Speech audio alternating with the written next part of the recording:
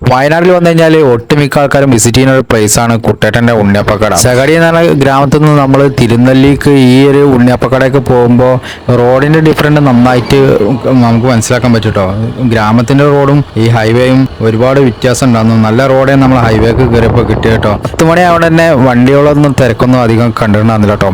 നമുക്ക് നല്ല സ്മൂത്ത് ആയിട്ട് വണ്ടി കൊണ്ട് പോകാൻ പറ്റി. പിന്നെ നല്ലൊരു ടൈമിംഗ് ആയിരുന്നു. കൂടുതൽ ചൂടൊന്നും ആയി വന്നിട്ടുണ്ടായിരുന്നില്ല. പിന്നെ നമ്മൾ ഒരു 10-15 മിനിറ്റ് ട്രാവൽ ചെയ്തപ്പോഴാണ് ഈ തെറ്റ് റോഡിൽ എത്തിയിട്ടോ. ഇവിടെയാണ് ഉണ്ണിയപ്പക്കട വരുന്നത്. ലൊക്കേഷൻ അടിച്ചിട്ട് നമുക്ക് പോരുകയാണെന്നുണ്ടെങ്കിൽ കുട്ടേട്ടനെ ഉണ്ണിയപ്പക്കട എന്ന് അടിച്ചിട്ട് പോരുകയാണെന്നുണ്ടെങ്കിൽ കറക്റ്റ് ഈ പ്ലേസിലെത്താം. ഇവിടെ റേഞ്ചിന്റെ ചെറിയ പ്രശ്നമുണ്ട്. അപ്പൊ നമ്മൾ പൈസ ഒക്കെ നമ്മളെ കയ്യിൽ ക്യാഷ് ആയിട്ട് തന്നെ കരുതേണ്ടി. റേഞ്ച് കുറവായതുകൊണ്ട് ചിലപ്പോൾ ഗൂഗിൾ പേ ചെയ്യാനും പറ്റിക്കൊള്ളണമെന്നില്ല. നമ്മളിവിടെ കാര്യമായിട്ട് നമ്മൾ വന്നിട്ടുള്ളത് ഇവിടെ ഉണ്ണിയപ്പം കഴിക്കാൻ വേണ്ടിയിട്ടാണ്. അപ്പൊ നമ്മൾ ഉണ്ണിയപ്പം പറഞ്ഞിട്ടുണ്ടായിരുന്നു.